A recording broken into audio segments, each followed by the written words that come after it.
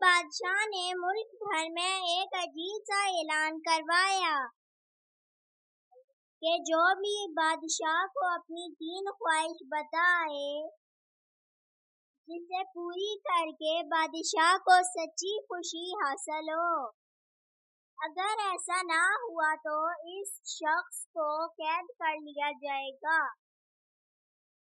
جبکہ جیتنے والے کو سونے کی 1000 اشرفیاں دی جائیں گی۔ گاؤں میں ایک عقل مند لکڑہارا رہتا تھا۔ لوگوں نے اسے مقابلے میں حصہ لینے کا مشورہ دیا۔ لکڑہارے نے لوگوں کے مشورے پر عمل کرتے ہوئے اس مقابلے میں حصہ لے لیا۔ بے شمار لوگوں نے اس مقابلے میں حصہ لیا مگر ناکام رہے۔ بادشاہ نے ان سب کو جیل میں ڈال دیا۔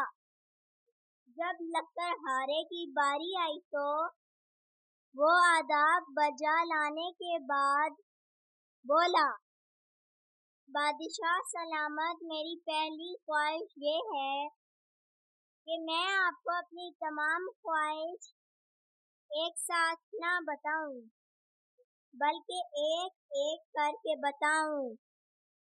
بادشاہ نے قبول کر لیا۔ میری دوسری خواہش یہ ہے کہ میں بادشاہ سلامت کو 1 مہینے کے لیے قید خانے میں ڈال دوں۔ یہ سنتے ہی بادشاہ آگ بگولا ہو گیا۔ بادشاہ وعدہ کر چکا تھا، لہٰذا سپاہیوں نے بادشاہ کو پکڑ کر قید خانے میں ڈال دیا۔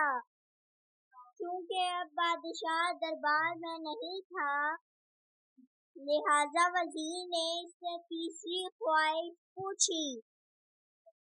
لکڑہارے نے کہا، وزیر محترم، میں آپ کو اپنی تیسری خواہش 1 گھنٹے بعد بتاؤں گا۔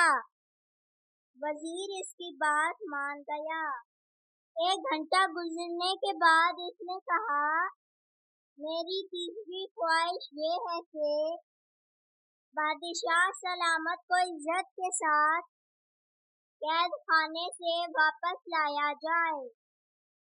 قید خانے سے نکلنے کے بعد تو بادشاہ کی خوشی کی کوئی انتہا نہ رہی۔ وہ سمجھ گیا کہ لکڑہارا بہت ذہین ہے۔